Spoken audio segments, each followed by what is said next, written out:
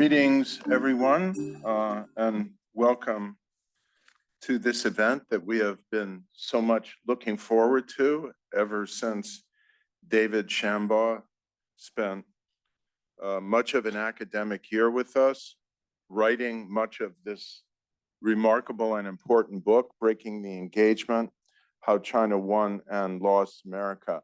I'm Larry Diamond. I'm a senior fellow here at the Hoover Institution, and I will moderate this discussion with David Shambaugh after he gives his opening remarks, and with Elizabeth Economy.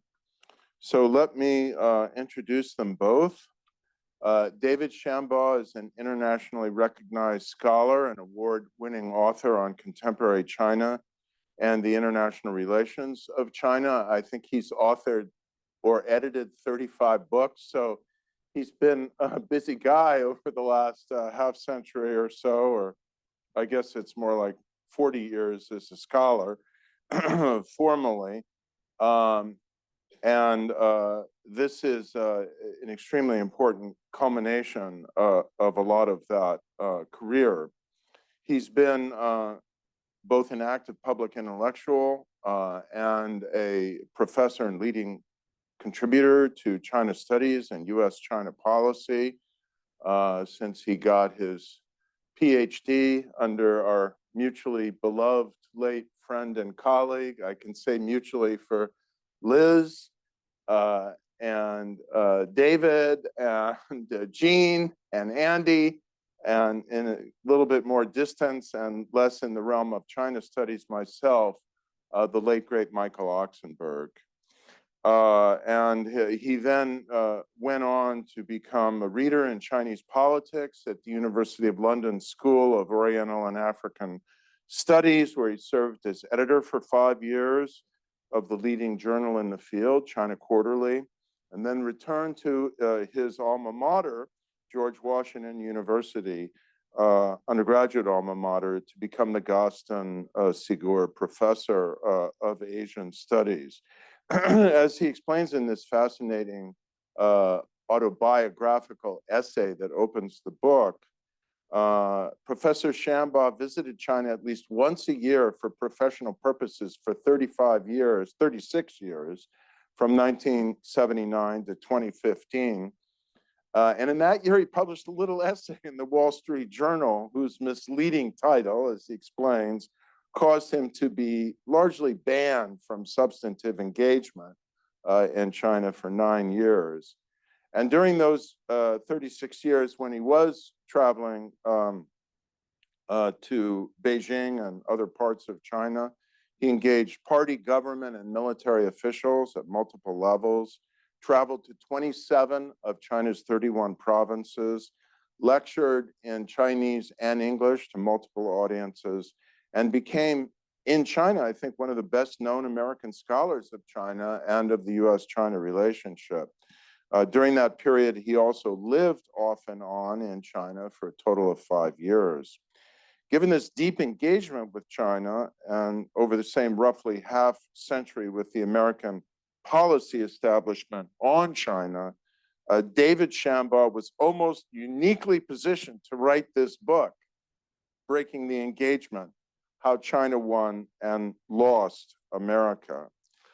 Following David's remarks, we will hear from and have joining the conversation our colleague at the Hoover Institution, Elizabeth Economy, who's the Hargrove Senior Fellow and co-director of the program on US, China, and the World here at the Hoover Institution. Elizabeth Economy. From 2021 to 2023, I think most of you know, she took leave from the Hoover Institution to serve as the senior advisor for China at the US Secretary of Commerce. Before joining Hoover, she was the C.V. Starr Senior Fellow and Director of Asia Studies at the Council on Foreign Relations. She is the author of 4 books on China, including most recently, The World According to China, and the editor of 2 volumes, and she's now hard at work on her next book. She serves on the boards of the National Endowment for Democracy and the National Committee on U.S.-China Relations, and is a member of the Aspen Strategy Group and the Council on Foreign Relations. So I'm now going to want to sit down so I can see your slideshow as well as your presence in full form. David, the floor is yours, and then we'll resume in conversation. And then you all will get a chance to, and if you wish, Liz Economy.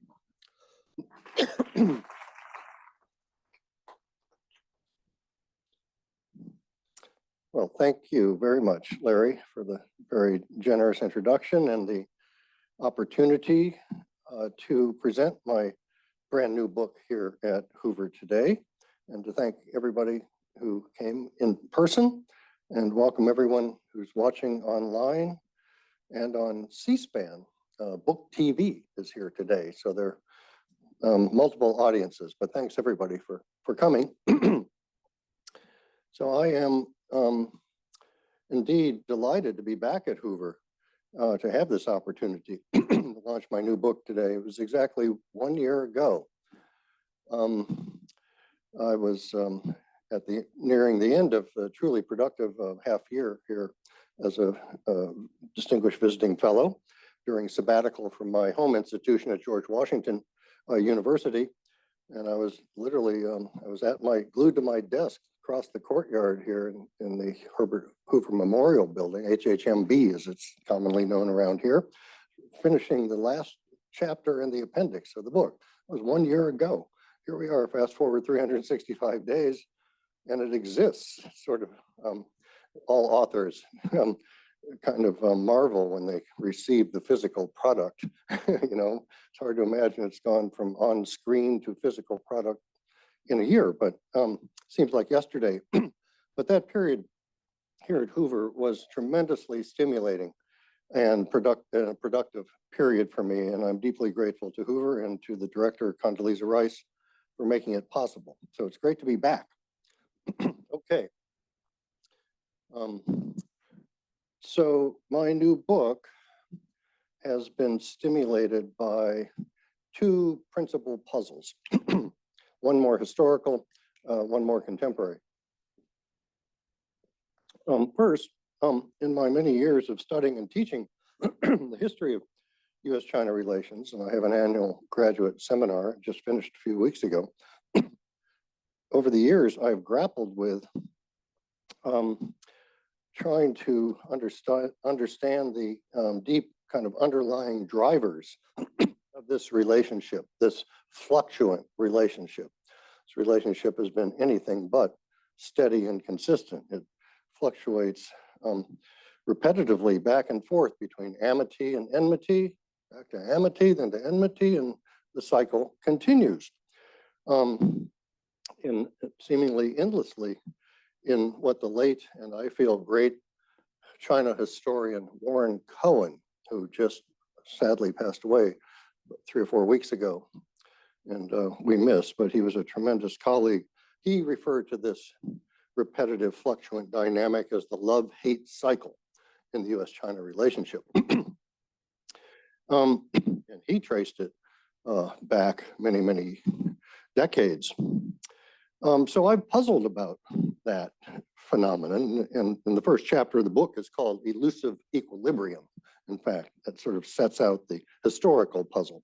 What causes these two countries, not just in the communist period, but in the Republican period and the imperial Chinese period. So this is a historical trend.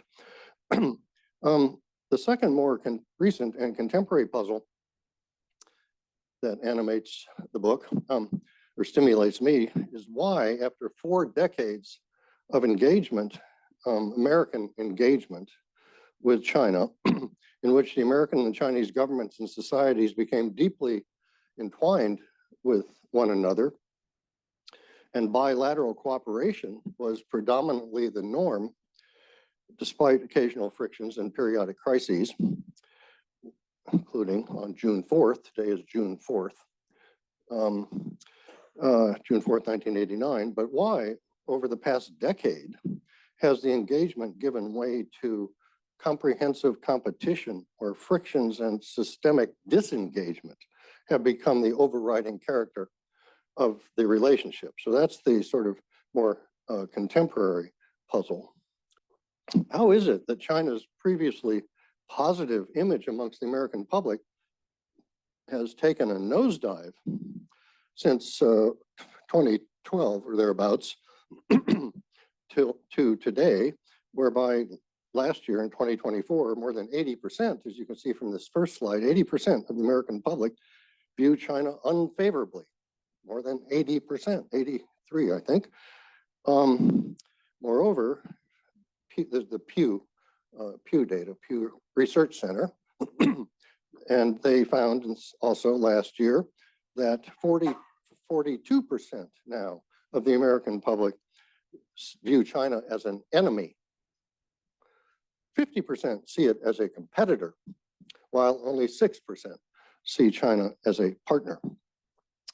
So the answer to these puzzles and the basic argument of my book is that over 4 decades, from the 1980s through the 2010s, China won over America, proverbially, through its generally reformist domestic policies and foreign policies, which coincided with America's premises and expectations, I should say, of America's engagement strategy towards China. So the United States expectations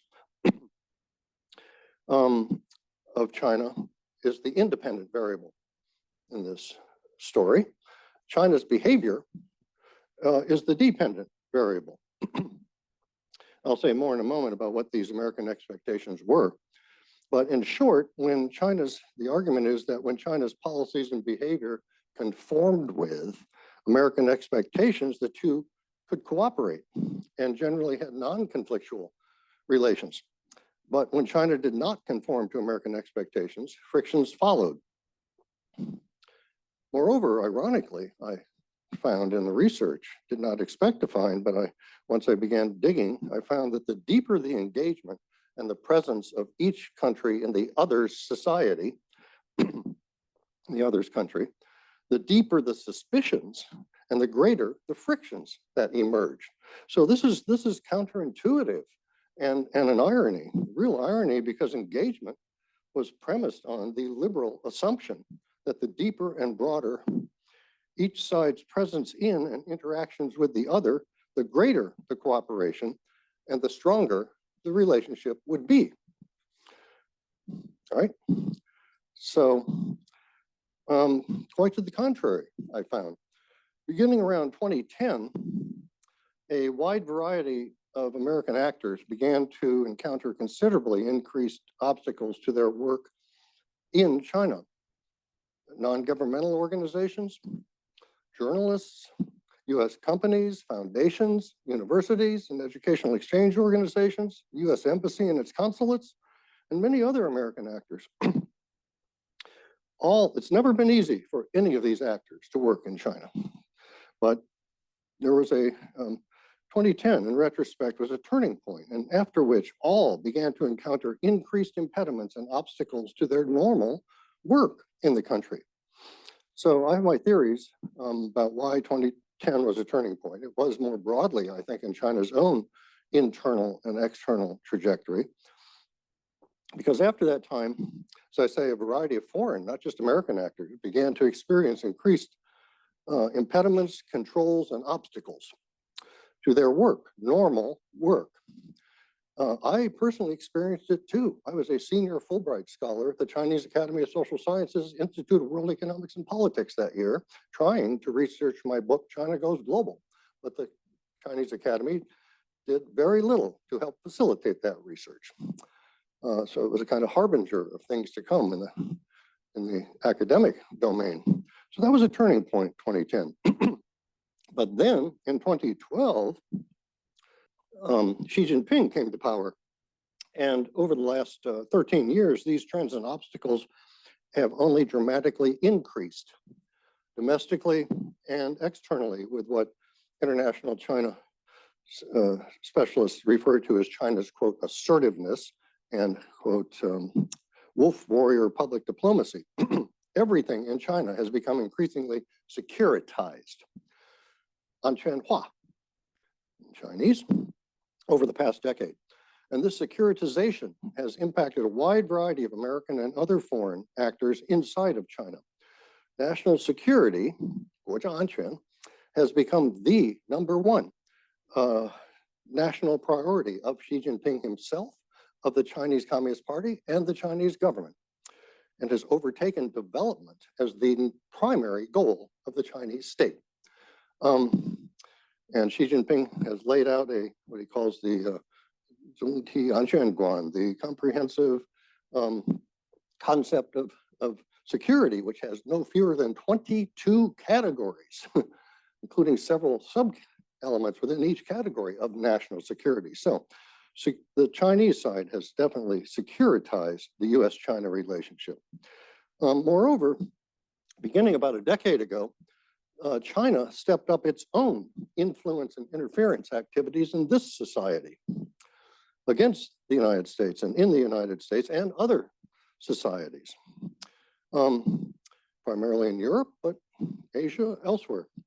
And these interference and influence activities began to negatively impact American society and actors and violate American laws, impacted American states, universities, civil society, media, and our national security.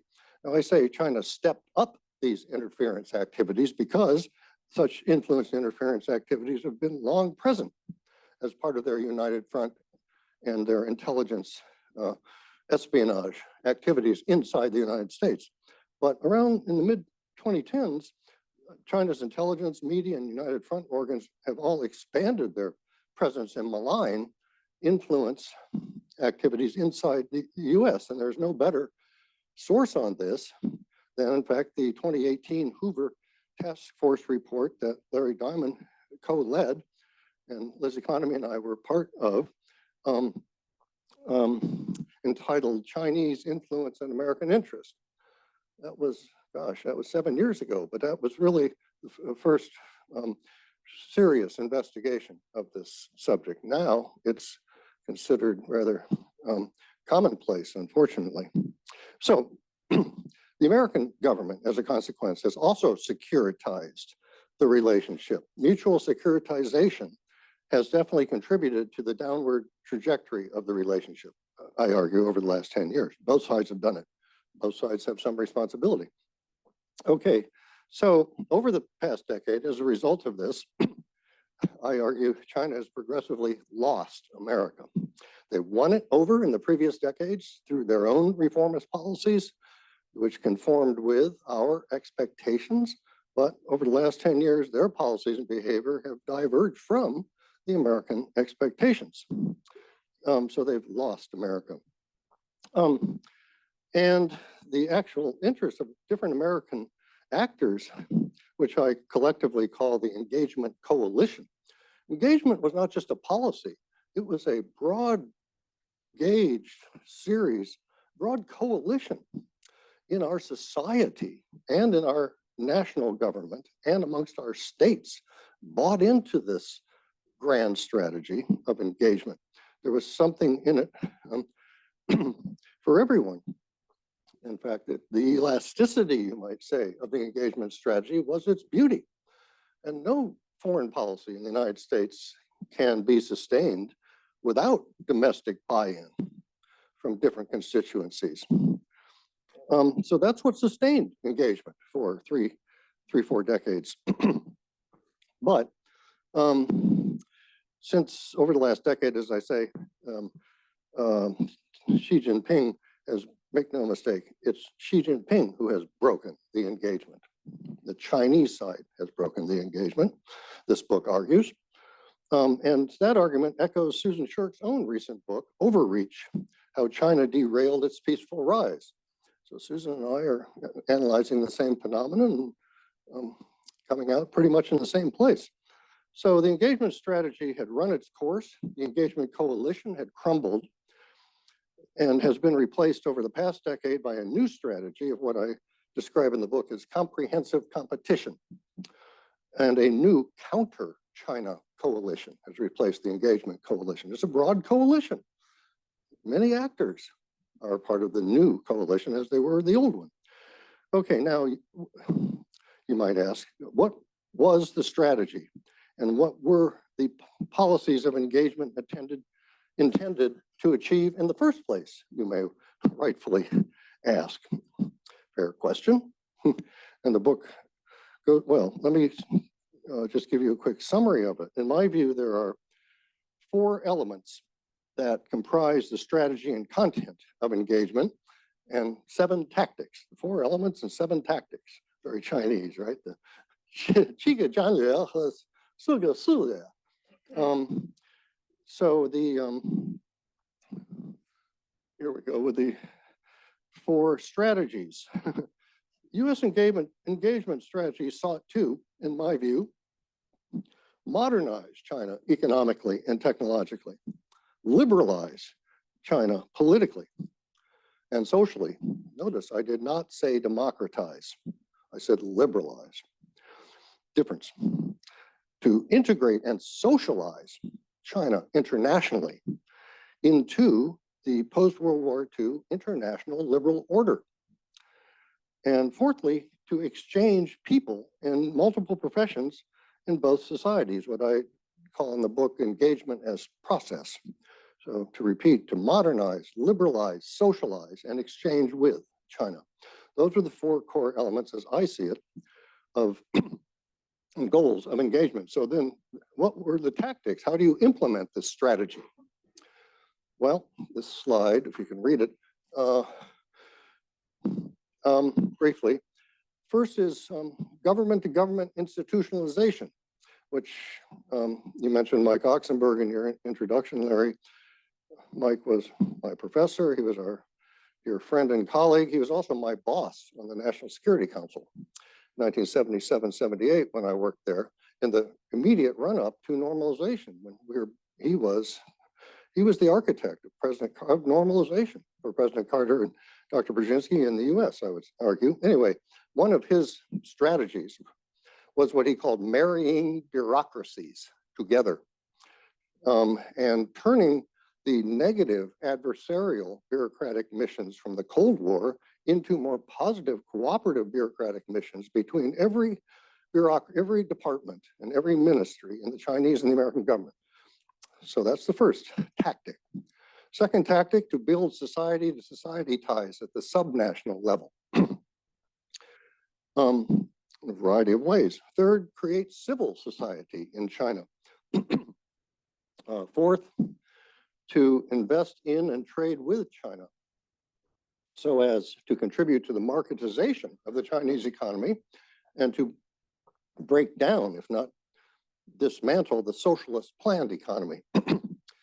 Fifth tactic, to improve China's domestic governance and professional, what's referred to as capacity building, organizationally, behaviorally.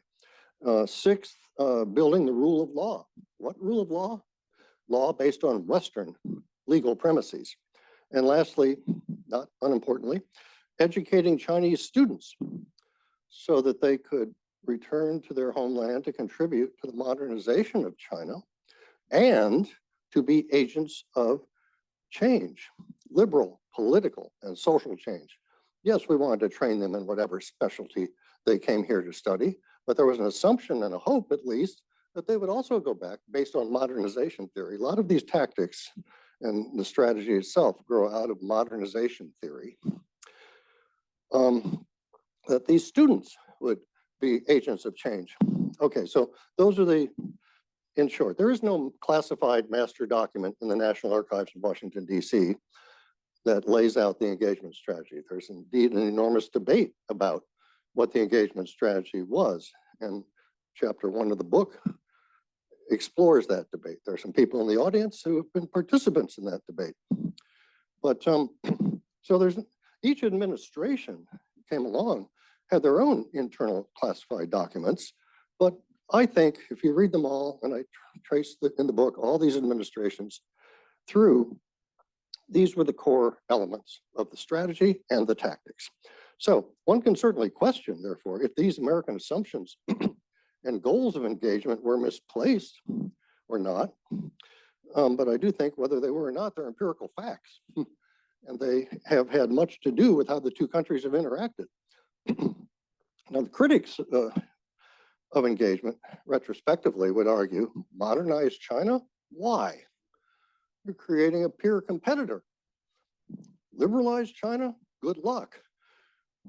You failed, or we've failed, because of the resilience and the strength of the Chinese Communist Party. Socialize China internationally? Partially successful, I would argue, but increasingly seen as a failure, as China is acting in many more illiberal and revisionist ways. And lastly, exchanges with China, critics would argue, hugely asymmetrical. There has been little reciprocity over the decades between the two sides. The Chinese have gained substantially more from exchanges than have Americans. So that's the kind of critics' arguments against the engagement strategy in retrospect. Okay, so in short, what's happened here? American liberalism has run into Chinese Leninism. That is, and the Chinese have stubbornly resisted American attempts to change it. Now, one can certainly understand why, if you look at it from the perspective of the CCP and the Chinese side, because they see this strategy and these tactics as subversive to their political system and their power and their control. Ever since, in fact, 1955 and John Foster Dulles' famous testimony in front of Congress about peaceful evolution, 和平演变. John, at that time, Mao and the Chinese communists said, oh, that's what these Americans are out to do to us, peacefully evolve us. That's 1955, folks. Well, so that's been their default assumption about us ever since. And guess what? They're right. That's exactly what we've been trying to do. But not successfully. Okay, so at times, you know, the Chinese, if this was their default assumption, I argue, but the Chinese communists sublimated their fears of peaceful evolution because they had larger benefits to be gained from the relationship. But it's always been under the surface and popping up. So they have taken, by taking advantage of America's, you know, perhaps naive largesse, China has milked engagement for its own benefit. Many American constituencies all bought into the strategy. As I say, this was the beauty of the strategy. It was elastic. It gave farmers and different parts of our society a stake. They became stakeholders in the coalition. So this is how China won America, and many other European, Asian, and other nations have all accepted this strategic policy logic, and they pursued their own versions of engagement with China. Okay, so, but I think, so that's a kind of summary of the core argument of the book. But to fully understand the rise and fall of the engagement strategy, oops, really requires, I believe, recognizing the long-standing and deeply embedded paternalistic missionary impulse, which was actually Warren Cohen's term originally, to the missionary impulse to mold and shape China that lies at the core of the American approach to China over several centuries. Indeed, American attempts to shape, mold, and change China far predate President Nixon's opening. They date back to the 1800s, in fact. And the first two American ambassadors to China. On the left, you have Anson Burlingame, after whom Burlingame, California, just north of here, is named, in case you local residents didn't know. He was the first American ambassador, minister, they call it, to China. And subsequently, J. Ross Brown, who succeeded him. Now, Burlingame and Brown both sought to move the Qing dynasty leaders in more modern and liberal directions. Indeed, the Qing dynasty leaders wanted to move in more modern and liberal directions. But interestingly, these two gentlemen also epitomized two alternative approaches to doing so. Burlingame advocated for what he called the cooperative policy, and what might be described as patient paternalism to work with Chinese reformers in a cooperative fashion. By contrast, Ambassador Brown favored a coercive policy to pressure China to undertake reforms. Burlingame indulged the Chinese, even learning the language, and the Qing court, they loved him. They liked him so much that they designated him to represent all foreign emissaries to the court at the time. By contrast, Brown was condescending. He advocated tough diplomatic pressure, moral condemnation, and the threat of force. So why do I bring these two early emissaries up? Because they're radically different approaches, one to accommodate the Chinese, the other to pressure the Chinese, precisely encapsulate the twin alternative approaches that Americans have pursued vis-a-vis China over the subsequent 150 years. Despite the very different tactical approaches, cooperative versus coercive, their strategic goals remain the same: to change China.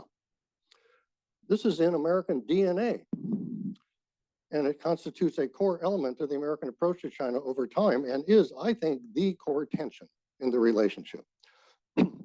So even during the pre-engagement era, during the Cold War, height of the Cold War, during the Eisenhower, Kennedy, and Johnson administrations, there were those who advocated for relaxing containment and opening ties to China. Let me digress here for a second concerning President Kennedy. 8 days prior to his tragic assassination on November 14th, 1963, in what turned out to be his last press conference, in response to a journalist's question concerning the possibility of trade with China, Kennedy suddenly declared to the assembled, you can see, the assembled journalists, you can read for yourselves, quote, "We are not planning on trade with Red China," as it was then known, "in view of the policy that Red China pursues. But if the Red Chinese indicate a desire to live at peace with the United States and with other countries surrounding it, then quite obviously the United States would reappraise its policies." Last sentence, "We are not wedded to a policy of hostility to Red China," unquote. 1963, ladies and gentlemen. Now, at the height of containment. But there is considerable evidence, which I describe in chapter 3, that Kennedy was inching towards offering some kind of olive branches, excuse me, and a possible opening to Beijing when he was tragically assassinated. Most notable olive branch was a major speech that he had authorized Assistant Secretary of State Roger Hilsman to give at the Commonwealth Club in San Francisco. The draft had been fully written, and Kennedy unfortunately was assassinated. So there was a question: does Hilsman go ahead with the speech? Well, the new Johnson administration authorized that he should go ahead with the speech, and he gave it. And it's well worth rereading, everybody, if you're interested. Okay, so there were advocates inside the US government at the time. But I also recount in that chapter that there were kind of activist efforts in the American society who were agitating for, or advocating for some sort of relationship with communist China. The American Friends Service Committee, the Quakers, the UN Association of the United States, League of Women Voters, the American Chamber of Commerce, and several notable academics. Notably Robert Scalapino, John King Fairbank, Alexander Eckstein, Doak Barnett, Ellen Whiting, Lucian Pye, and others were all instrumental. And in the 60s, we're talking about now here, in advocating for some olive branches, some opening to China. So there was grassroots mobilization. And this resulted in the formation of 3 important non-governmental bodies that were created by these individuals I just named at the time: the National Committee on U.S.-China Relations, the Committee on Scholarly Communication with the People's Republic of China, and the National Council on U.S.-China Trade, now called the U.S.-China Business Council. These three institutions were critical in the 1970s in the lead up to normalization, and then they remained critical in the post-normalization period. So President Nixon's bold gambit to Beijing in 1971-72 was in fact pushing on an increasingly open door in US society. Even Nixon premised his opening to China on the notion of changing China. Here's a quote from his article in 1967 in Foreign Affairs: "The world cannot be safe until China changes. Thus, our aim, to the extent that we can influence events, should be to induce change," unquote. That's President Nixon. So you get the through theme of this book: to change China. Okay, with that thematic context, let me, and an eye on the clock, let me really briefly discuss how the book unfolds. There, you can digest that. You can look at that slide while I say a few words about it. I'm not going to go into all of it, but this is the table of contents. I've already essentially discussed chapters 1 through 4. The preface discusses my own personal experience of living through and participating in the engagement and the disengagement process. My own life and career has very much personified this broader country-to-country story that I tell in the book. There may also be some surprises for readers, like how I might have saved President Reagan's life from a possible assassination attempt during his state visit to China in 1984. Let me just tease you with that. But there's a real story there, real empirical story. Chapter 4 of the book, maybe an incentive to go to the back and buy a copy at the end, but the entire second half of the book examines the period from 2017 to today. First half is more historical, second half more recent, the last decade. Chapter 5 examines the first Trump and Biden administrations and how engagement turned to a policy of comprehensive disengagement and strategic competition. Chapter 6 looks at what I call inside the Beltway, at how 3 key governmental actors have abandoned engagement and have joined the counter-China coalition: executive branch departments, the Congress, and the national security community, which is made up of the US military and the intelligence and counterintelligence communities. So that's chapter 6, the Washington part of the story. Chapter 7 is outside the Beltway, outside of Washington part of the story. Very long chapter, 20,000 word long chapter, because it's a big country with a lot of actors who are involved in engagement. So I look at all these non-governmental actors in the American body politique, beginning with notably with a discussion of the MAGA movement, how China is viewed by that constituency. And then it proceeds through 4 key actors: American NGOs, American universities, American business community, and American states. And I show in detail in each case how each has been negatively impacted by and alienated from China, hence losing America. So the Chinese alienated the national government in Washington, and they've alienated the society outside of Washington. So time doesn't suffice to go into these 2 chapters and the various actors, but I'd be happy to discuss any of them you may like in the question and answer period. Chapter 8, quickly, is about what I call the great American-China policy debate of recent years, which is still ongoing. It's not over. There's an earlier, in chapter 1, I talk about the did engagement fail debate, which was more finite from 2017 to 19. But this chapter 8 is about the post-2018 to the present debate about American-China policy. Where should it go? Well, needless to say, Americans are not of one view. And I try to parse the debate and the debaters by putting them into one of 5 schools of thought. Let me briefly describe them for you. Yeah, there they are. First is what I call the stealthy rival school. The idea for them is that China has a secret grand strategy to undermine, overtake, and replace the United States as the world's principal power.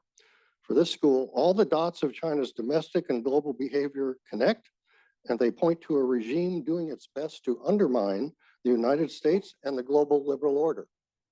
That's the first school.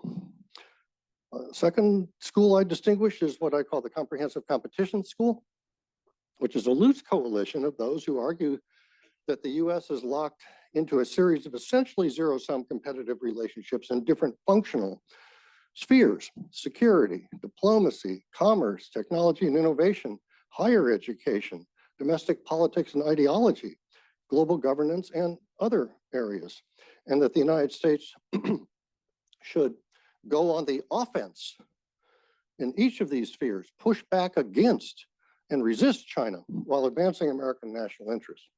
This is the Comprehensive Competition School. Third school I identify as what I call the re-engagement school.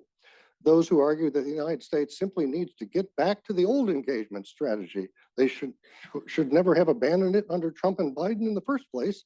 The old strategy still serves the US well, that China is not an adversary or even a competitor of the United States, and the US needs to kind of take a deep breath, re-extend the hand to Beijing, and re-engage with the Chinese side.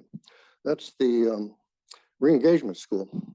Then there's a group I call the Strategic Empathy School, which is a slight variant on the re-engagement school, but this is those who think that China is only reacting to assertive and aggressive American actions, and that the US needs to better understand China's insecurities, not provoke them, do not demonize them, but rather be strategically empathetic.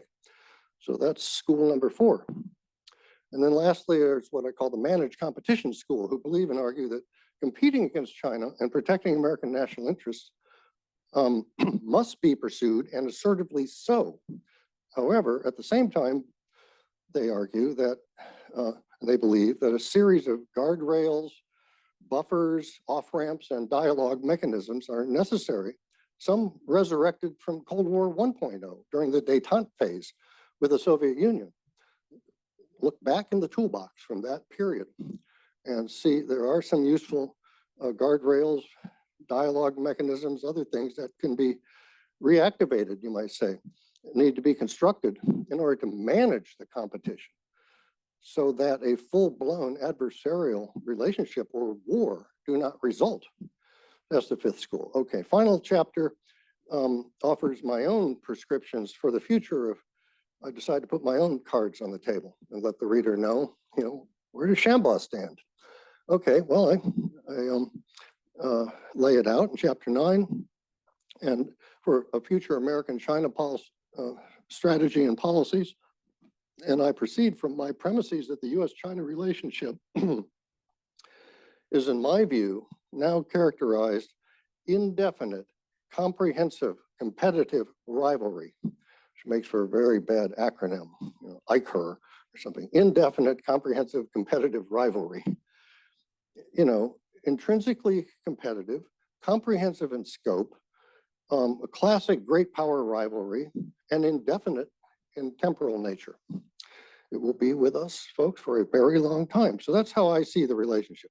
As such, my own preference is the United States should go on the offense in assertively competing with China in various spheres, but to manage the competition as to establish a relationship of what I call competitive coexistence. I actually have intellectual property rights on that term. I used it first in an article 10 years ago. It's now kind of seeped its way into common parlance, but competitive coexistence. So my policy is assertive competition and competitive coexistence. And it has a number of elements which, Larry, we can talk about this afterwards if you like. Maybe we should, just for the sake of time, if people are interested, for me to unpack my assertive competition, competitive coexistence strategy, I'd be happy to do so. So let me just wrap up and finish.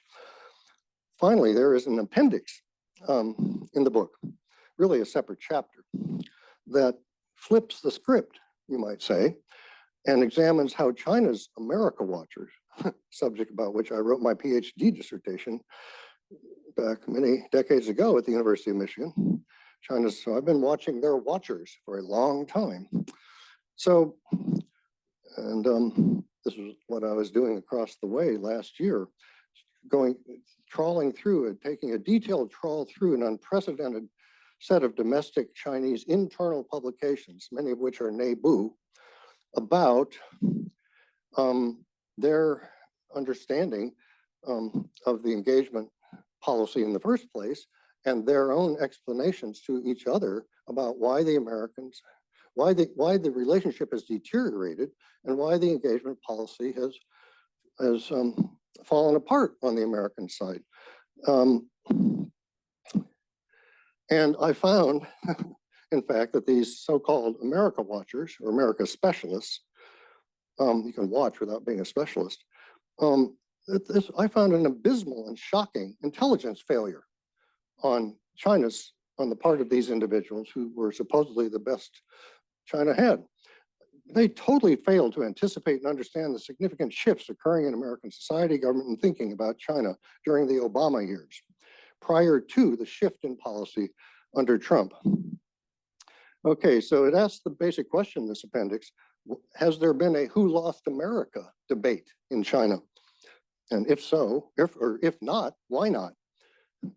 Does the Chinese side, in fact, believe that China bears any responsibility for the profound shift in American attitudes and policies and the disintegration of engagement? Well, the short answer, in short, is a resounding no. China, these America watchers and the people who participate in this discourse in China accept zero blame for the deterioration of the relationship over the last decade. And they believe, and there has been no "Who Lost America" debate, therefore. As far as they're concerned, the deterioration of the relationship over the last 8 to 10 years is 100% the fault of the American side. So I think this book it would behoove the Chinese side to read this book to better understand the profound changes in American policies and perspectives and China's own agency and role therein. But I'm hardly anticipating a Chinese translation of the book. But anyway, that's a summary of the book. Hopefully it gives you incentive to perhaps order or buy a copy. Christmas is not that far away. Makes a great gift for your loved ones. But first, let me please invite my great colleague and good friend, Elizabeth Economy.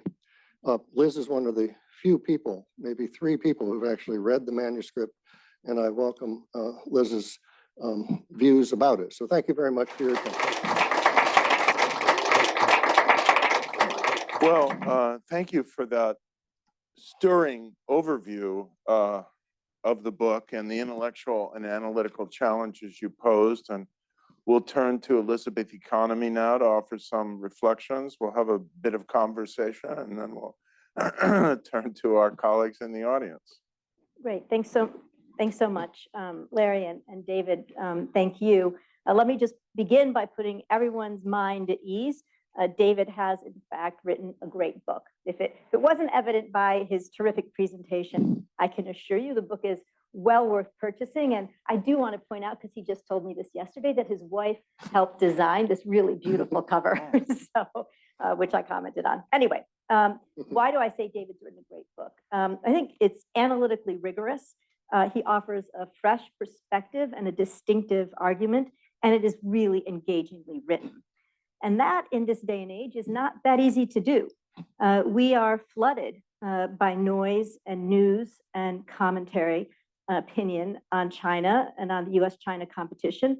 Some of it is informed, and some of it is not so informed, as David points out in a later chapter of the book. But it's easy, I think, to lose yourself in the day-to-day press of events and not expend the time and energy to ground yourself in real scholarship. But that is what David has done, and he's cut through the noise and really produced a deeply researched study that is grounded in facts and informal analysis. I think the book is both of the moment in the sense that it is relevant to policymakers and business leaders and really anybody who wants to understand where this relationship is today and how we got here. And it's also a contribution and, additive, truly additive, I think, to the serious literature and scholarship on China. The book is actually, I would argue, two books in one. And I think some of that came through in David's presentation. But the first part, or first book of, in some sense, is really a very richly detailed history of the US approach to China. And I think, he talked about the deep roots of the sort of missionary impulse in the United States to change China. And then the ongoing battle between the containment and the engagement narratives. Other books certainly have talked about this history, have done beautiful jobs. Warren Cohen, John Pomfret's book, The Beautiful Country in the Middle Kingdom, also a terrific book that deals with the history of this relationship. But what David does differently is really elevate, I think, and offer a lot of examples, both in terms of quotations, but also sort of historical moments that really elevate the continuities throughout history in terms of the US approach. And he does that actually both on the US and the Chinese side. I think it didn't come through as clearly maybe in the presentation that the book is more equally weighted in terms of the discussions. It's not simply the US approach, but there's a lot about how the Chinese respond at each point to what the United States is trying to do. As I read the book, I had the sense of a dance, actually, between the United States and China, and a dance in which the United States is most often leading, with China following, and at some points the two are perfectly in sync, but at other times the United States comes on too strong and China pushes back, and then the US feels rejected, And this, in some respect, I think describes what David calls this oscillating pattern of engagement, disillusionment, and then re-engagement. Interestingly, David, and I was, I thought it was funny at the very end how you talked about the appendix and the views of Chinese scholars and how you thought that it probably wouldn't resonate, your book wouldn't resonate. But I had a different opinion, and maybe I found the one Chinese scholar and quotation that actually I think if you superimposed it on your book would fit perfectly. And that's a quotation by Wang Jise from an interview that he did, I think it was in 2018 in the Financial Times. And I'm just going to read it to you, and you can tell me later whether you agree or not. But here's what he says. For over 200 years, the US has never changed its strategic goal for its relationship with China: free flow of goods and capital and free flow of information and values. Chinese have always had reservations or imposed boycotts to oppose these two goals. We should criticize and have reason to criticize the United States, but we should realize China's own actions have changed Sino-US relations and US perceptions of China. Here he's speaking about the Xi Jinping period. If we are looking for the cause, it was the change in China's policy that led to adjustments in US policy. US policy has changed because China changed. So I offer that up as one counterpoint, I think, to otherwise, I think, a really fascinating last chapter / appendix where you talk about Chinese views. Then the second part of your book, as you described, is really just a terrific exposition of all the actors and interests and debates that are shaping US policy, how the Chinese respond, and then that sort of disillusionment that follows. So that also has that element of a dance. And then finally, I think what makes this book, so distinctive and special is really the storytelling. And you do offer a lot of personal observations from, a lifetime of engagement in the best sense, your experiences, both in terms of how it affected you, but also your contributions to that process as a student, as a scholar, and as somebody involved in the policy world. And for those of you that know David, I can assure you that his tendency not to mince words is very present in this book as well. And so there are a number of parts that actually made me laugh aloud, where you're sort of critical about various ideas and some think tanks and other things. So anyway, it's a personal account that I think really elevates the book. I'm left, I think, with a couple of questions, and I'll just put them out there, and maybe you can address them in the course of the broader conversation. I wonder how you see the inevitability of conflict. I think one of the things that struck me initially was that this book was so much more than an effort by Graham Allison or Mearsheimer and that sort of structural realist analysis. right? But there is that inevitability of conflict that both of them see. And it's more than a sort of Matt Pottinger and Rush Doshi ideological conflict makes all of this inevitable. But there are some elements of all of this in your book. And I'm wondering, how do you position yourself, not so much in the schools of thought that you put out there, but in terms of the literature? How do you think of this book positioned against these other kinds of arguments?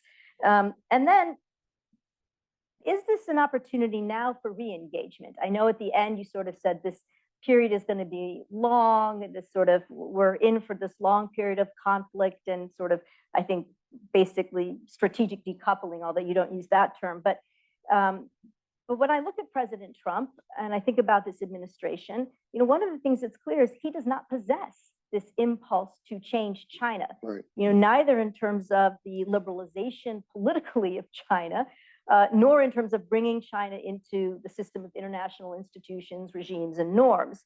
And so what does that mean for this relationship, this oscillating pattern? Is this something new? And how do you, or how would you account for this? And what might this produce in terms of a difference in the US-China relationship moving forward? So I'll end there, but just again, congratulations on a really just terrific book. Thank you, Liz. Thank you very much. Why don't you reply? And then I'd like to ask you both a question. Okay. So on your second question, Liz, I think that President Trump himself is an aberration from all these previous presidents who did have a transformational vision of China to some extent. But the transformational vision is apparent to me in his administration, particularly Secretary of State Rubio. And he has a long track record, and a distinguished one, I would argue.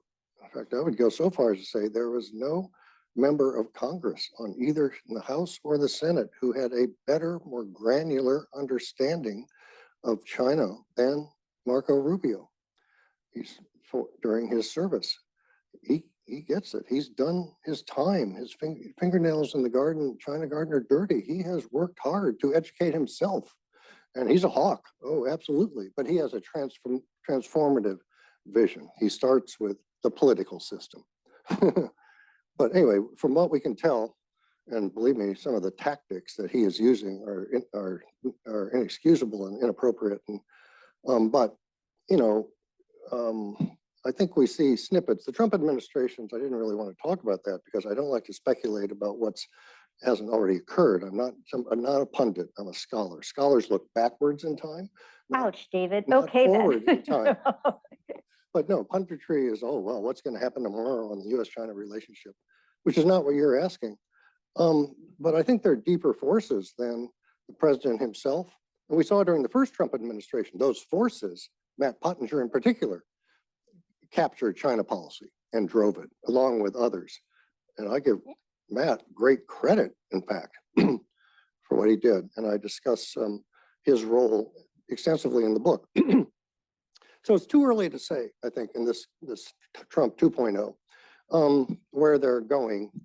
And you see a kind of tension, you see tensions apparent, but it's too early. Oh, that's your second question. First question had to do, where do I locate myself? Yeah, in the Graham Allison and Mearsheimer, Rush Doshi, Matt Pottinger, how do you see, in terms of the inevitability of conflict, do you feel that there's inevitability of conflict, and how would you position your book sort of in the literature? What's your model? What's your frame for how you approach this?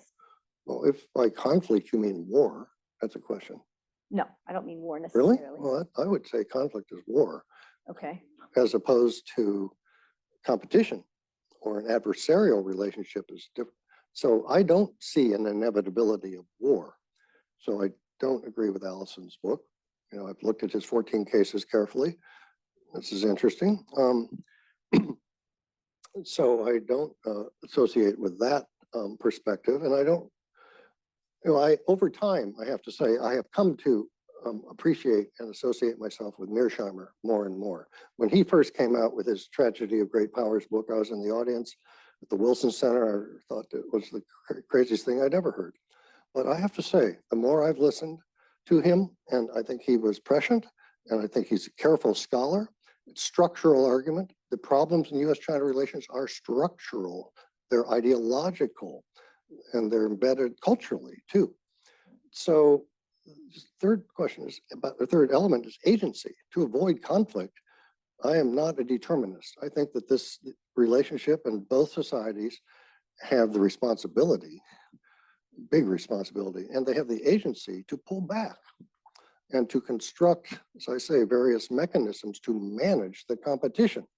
So that's where I am in my 5 schools. I'm a member of the Comprehensive Competition School and the Managed Competition School, if you wondered. So I think that there's nothing inevitable about, the competition. It doesn't going to result in conflict, even over Taiwan.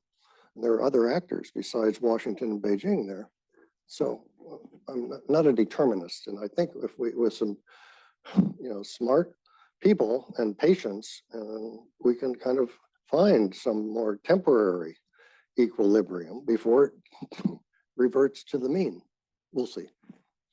Okay, I'd like to ask you, David, a couple of historical questions, one personal, to which I hope you can give relatively short answers, so I can pose a bigger question to both of you. Sure. A lot of people think, and you quote our own director of the Hoover Institution as saying she thinks, that our policy of engagement was not naive and not a mistake. It was worth a try, right? It was a bet. It was a gamble. It could have gone either way. And this kind of relates to the bigger question I want to ask. If Chinese politics had gone a different way, the bet might have worked out better. It just didn't work out. I don't think that's Mearsheimer's view. I think his view is this was really bloody naive and wrong from the start, and we could have. So is there any distance between you and Mearsheimer in that respect? Absolutely, yes. And I should have mentioned one other person, Aaron Friedberg. I associate myself with Friedberg's analyses too, more than Mearsheimer. And you're quite right, Larry. So I see agency. I agree with Condi. This was a good strategy. It was for various reasons, and it simply didn't go the way the American side had anticipated or hoped. It's the Chinese side that, after Xi Jinping, that broke the engagement. So I don't know if that addresses the question. Yeah, okay, it does. Mm-hmm. Now, a little bit more personal question that reflects on today. 36 years ago, in the bloody streets of Tiananmen Square was one of the, I think everyone would agree in this room, one of the most important historical events in the history of modern China, and one of the saddest days, if not the saddest day, in maybe the post-cultural revolution history of contemporary China.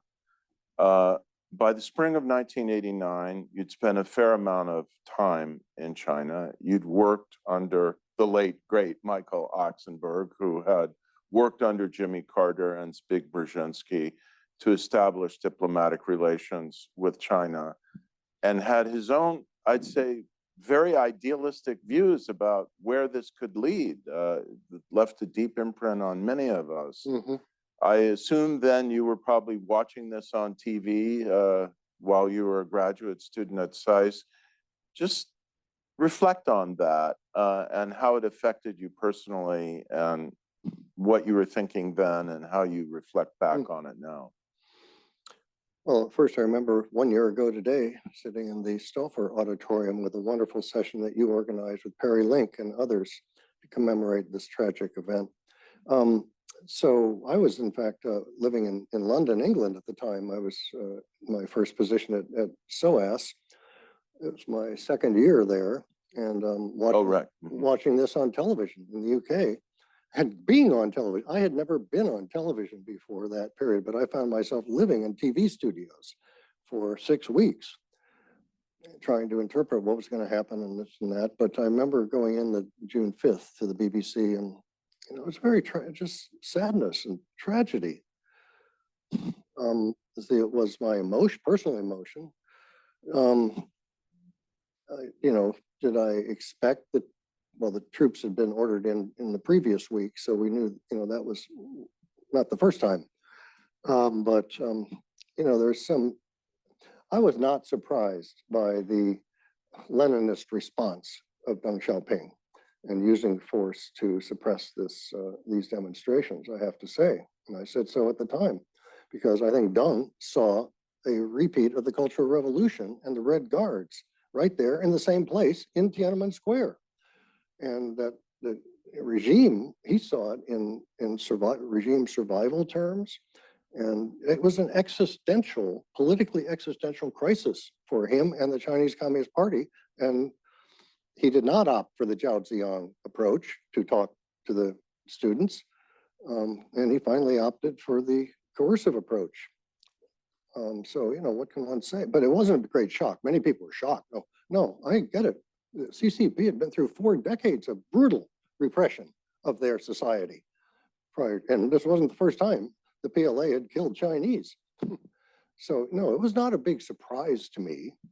It was just, the fact that, that was, as I recall, how I felt. And then I was dispatched 4 weeks later by the British Academy to assess I was on the British Academy's exchange board with China and Chinese Academy of Sciences and Chinese Academy of Social Sciences. So I was sent over in 3 weeks to see if there was, what the situation was. Could there be exchanges continued?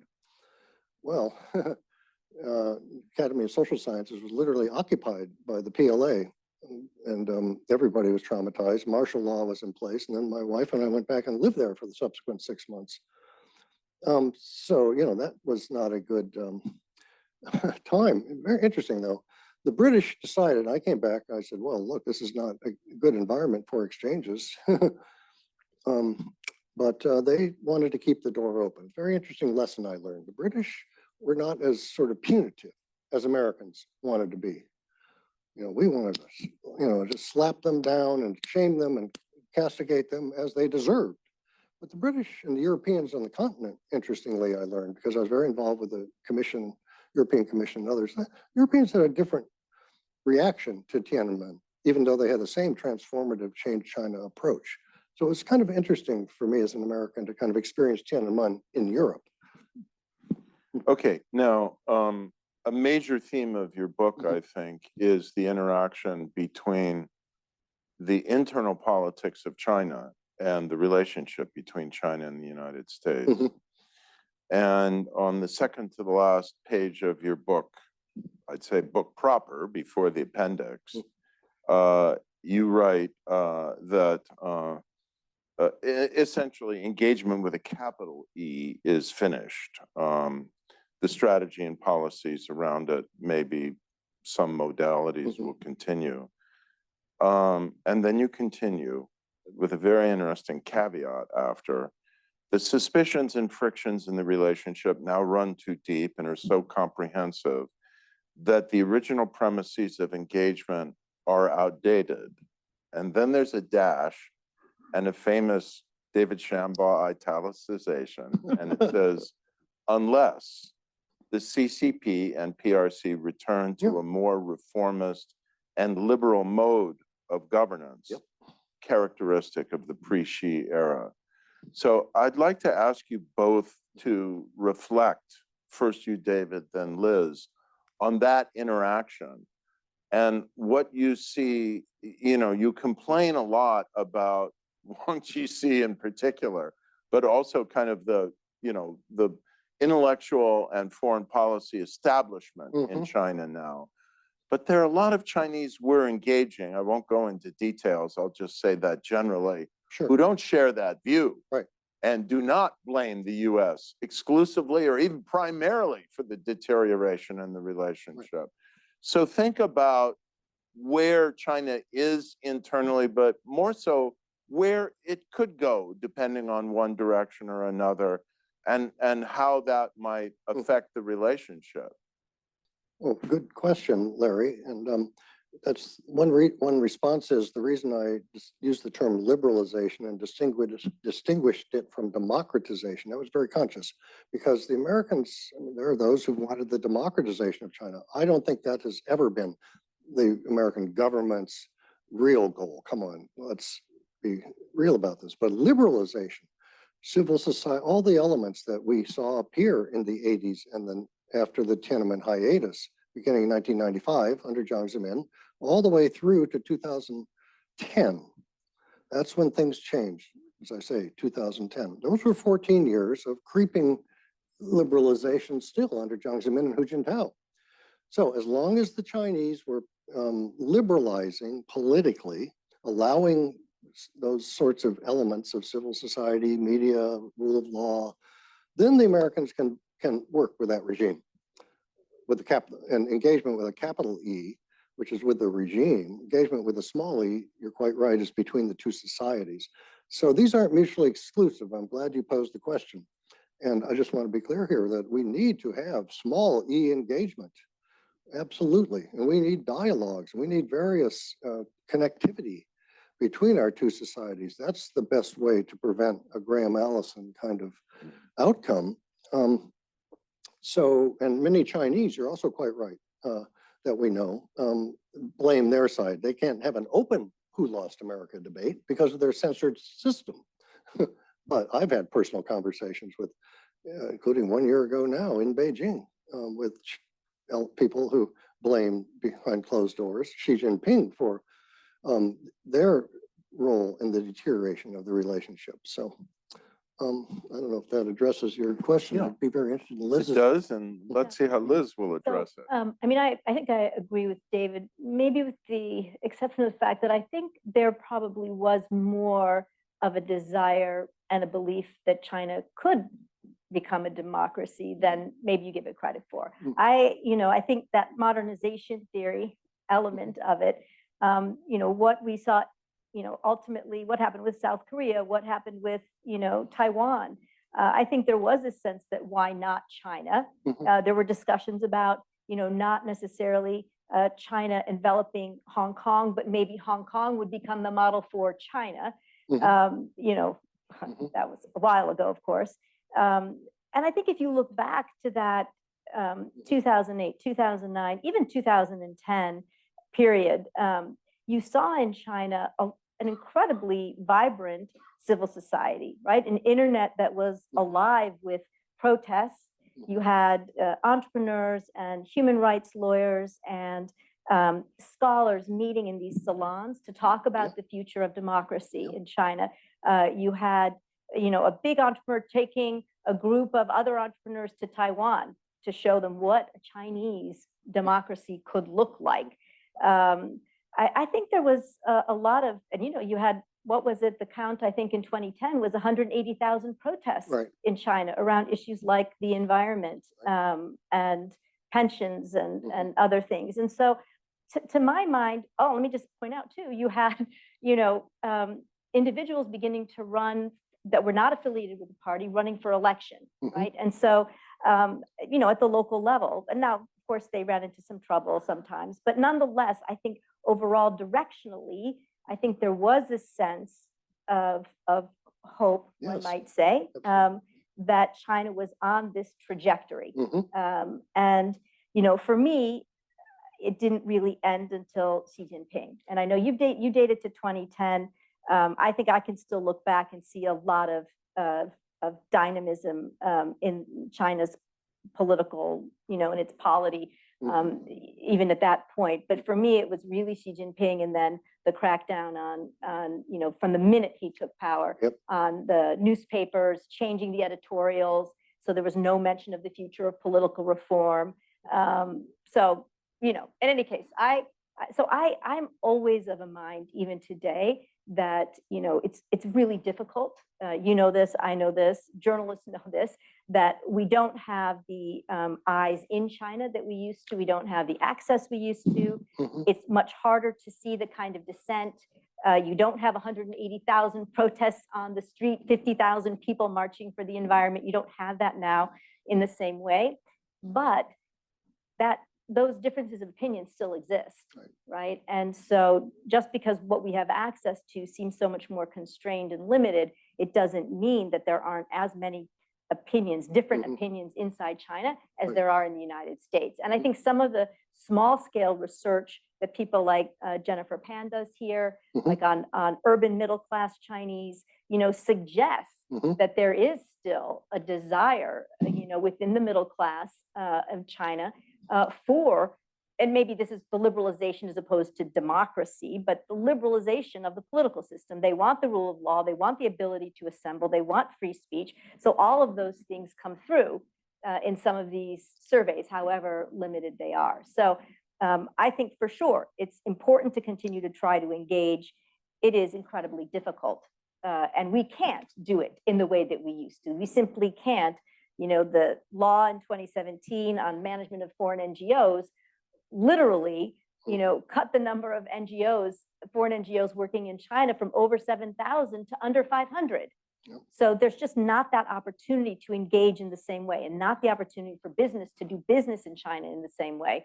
But again, it doesn't mean that we can't and we shouldn't remain open to it, and we shouldn't foster, cooperation and collaboration wherever we can. Yes, and one small addendum, if I could, Larry. Students or scholars of Chinese politics are familiar with what's known as the Fang Shou cycle. Fang Shou Zhouqi. Fang is for open, Shou is for closed. And Chinese, this was coined by former UCLA professor Richard Baum, and if I'm not mistaken, and argues that Chinese politics has since done has oscillated back and forth between Fang and Shou, usually. And it's Warren Cohen who actually counted this, if I recall correctly. 7 years of Fang, and then there's a kind of catharsis pullback for usually 1 to 2 years of Shou, followed by 6 or 7 more years of Fang, then 1 or 2 of Shou. And this has been a repetitive process since the 1980s. So unfortunately, right now, we are in year 13 of Shou. China is overdue for a lot of Fang, and there are a lot of people inside the party, not just in the civil society, who, so if Xi Jinping slips in the bathtub or whatever, disappears from the scene tomorrow, I will wager that the party will snap back to Fang. Interesting. Any questions from our audience? Peter? We'll start with Peter Michelson. Yeah, thank you. Earlier you mentioned Secretary Rubio and his deep understanding, I think, of the U.S.-China relationship, but you were also referred to tactically, you had some issues with his approach. Does that include, for example, student visas of Chinese students in the United States? Yes, I think that is very mistaken. Very inappropriate, mistaken, and that is the ban or cancellation on the visas.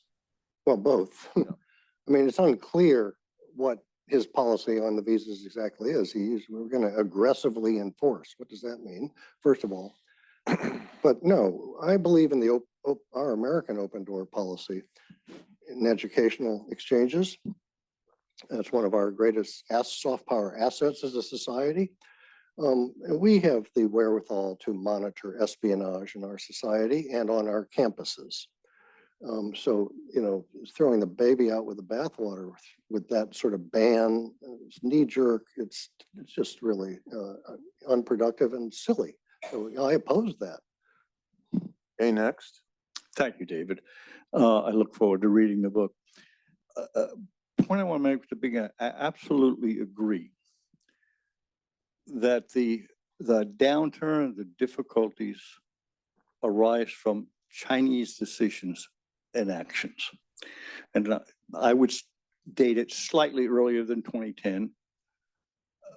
But from a Chinese perspective, it was beginning to look a lot like 1988, 89, 2009.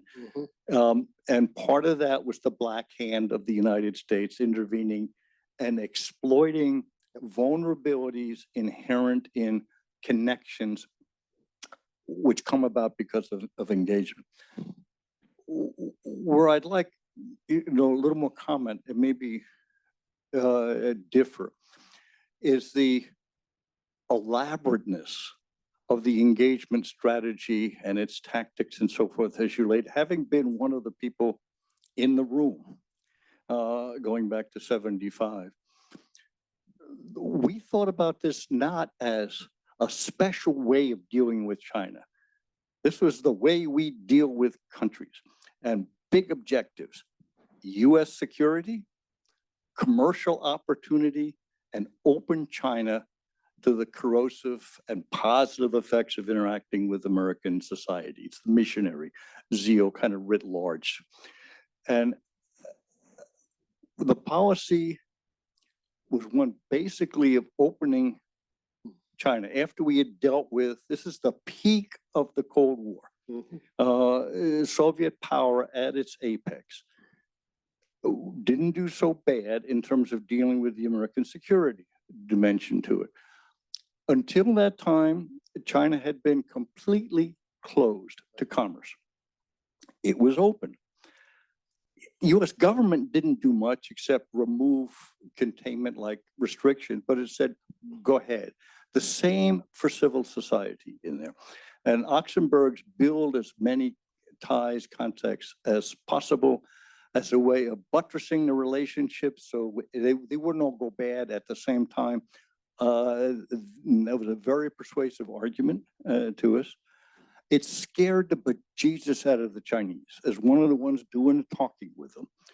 What we thought strengthened the relationship, what we thought stabilized the relationship, they saw as building in levers for the United States to bring about. Absolutely agree with you, this peaceful transformation thing that they have, along with the inevitability of conflict, that really does drive.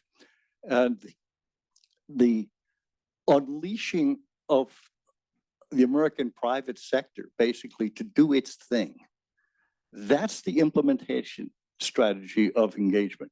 So a lot of the other things are post hoc. How do we explain these things that come out? It must have had a purpose. Making money, establishing contacts, working together with 1/7 of mankind to tackle a lot of problems. That was the driver.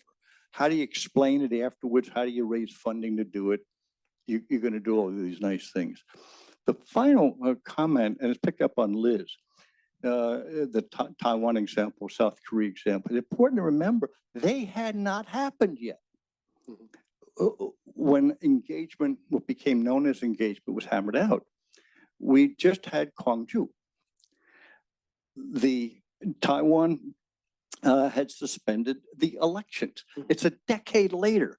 So getting the chronology right here when talking about, I know you have it right, but when talking about what was known, what were the priorities of the objectives, and this was fundamentally a Cold War strategy, in my view. We're running out of time. And the point you both made is we can't go back to policies developed for a different time when the world is different. China is different. We're different. But thanks for working the issue in this book. Any reaction? Not really. I thank you, Tom, for the observations. It just was it John Maynard Keynes who said, when the facts change, I change my mind. What do you do, sir? Well, there are some people in this country, the re-engagement school, I call them, who haven't changed their minds, even though the facts have changed. But I agree with you, Tom, about the chronology and so on. So yes, very helpful. Okay, in the back. Hi, Oriana. Oh, Mastro Oriana, here hi. at Oriana Stanford. Hi, Mastro, how's it thank you. going? I have a question about kind of a counterfactual for you. You started your presentation. I read the sections of the book in which you talked about the independent dependent variables being U.S. expectations, then Chinese behavior. I don't have the quote in front of me the way Liz brilliantly had it from Wang Jisi, but there was this quote from Yan Xuetong, who said the problem was U.S. expectations. We could converge our expectations in Chinese behavior if we had accepted very early on that competition was the natural state of our relationship. So I guess what I'm asking you is, if you had the typology and your variable varied and it wasn't only US expectation of liberalization, Mhm. but is a strategic way forward, a sort of US acceptance of, could we do it in a different way, that strategic competition? If we had accepted that earlier on, we could actually have a more peaceful relationship. And along those lines, I was very surprised in your appendix, you talked about how no Chinese think it's their fault. And I completely agree with you on that. But if the argument of the book is that we could only get along if they met our expectations of how they were going to be, which they were never going to be that way, aren't the Chinese right for thinking that there was nothing they could do to win America? Well, thank you, Oriana. Yes, I think in large part they are right, because our expectations have been relatively constant. And again, when they were in a reformist, liberalizing periods and trajectory, they converged with our expectations. Our expectations have been pretty constant. They're the ones who fluctuated in their policies from Fang to Shou. So, you know, maybe if you're asking, should the Americans have had those expectations in the first place? That's a separate question that I tried to address. Some would say those are naive, it's hubristic, American, intoxication with itself. I mean, there are valid critiques of the American expectations, but I take those as an empirical fact, the expectations across governments. And I show from 8 administrations how 8 presidents, and they all have it.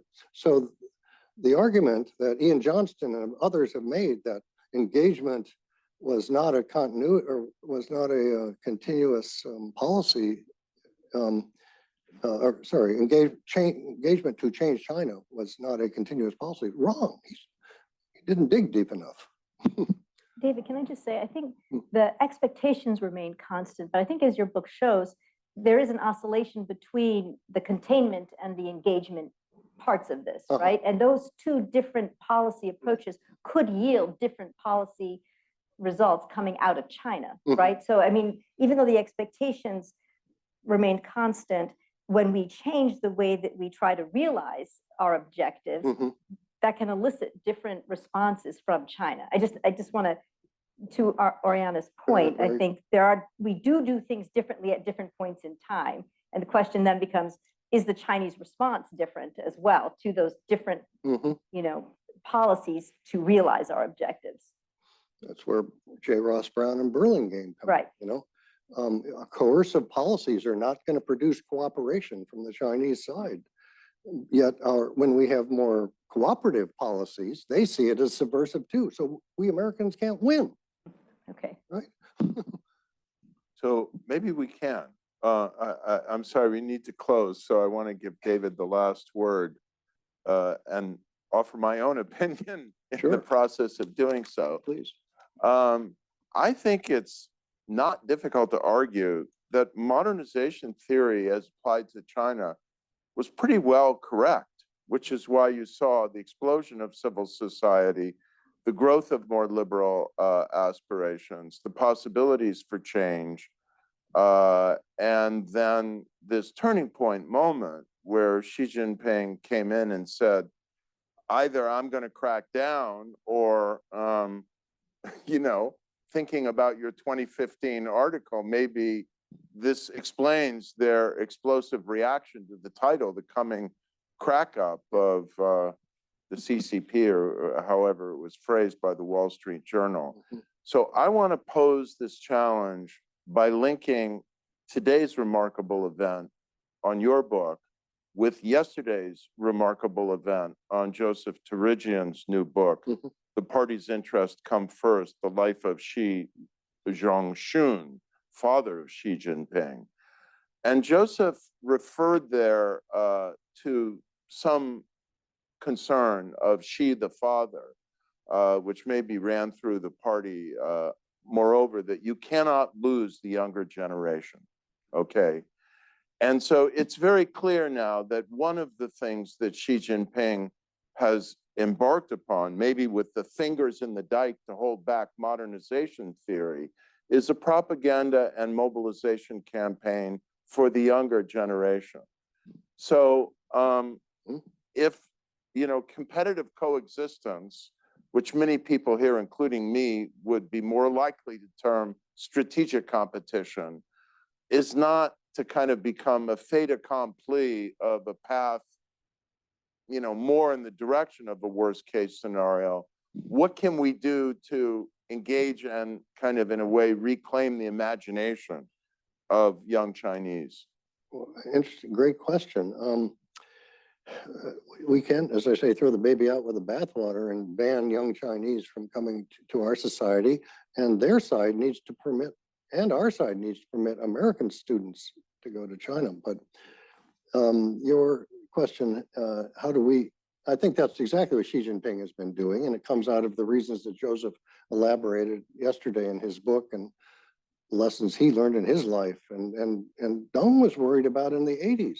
It's the young generation who are susceptible to liberalization and are to be watched and brainwashed. And so this is it's kind of a subversive, he has subversive elements within his own society in generational terms, he thinks.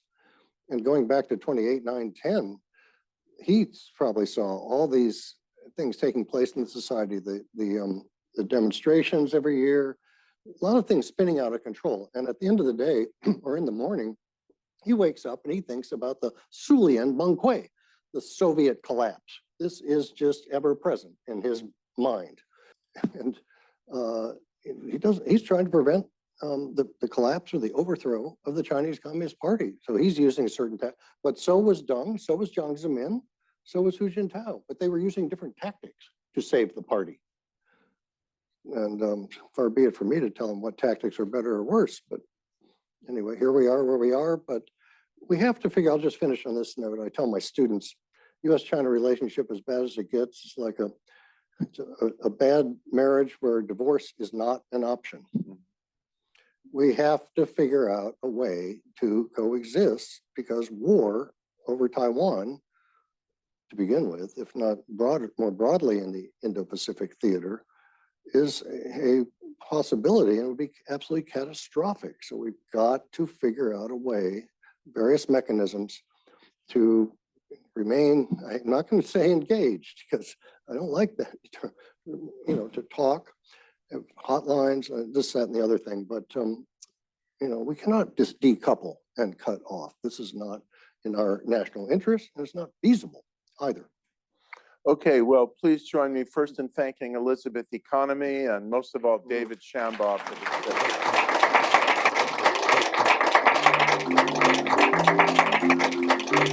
this.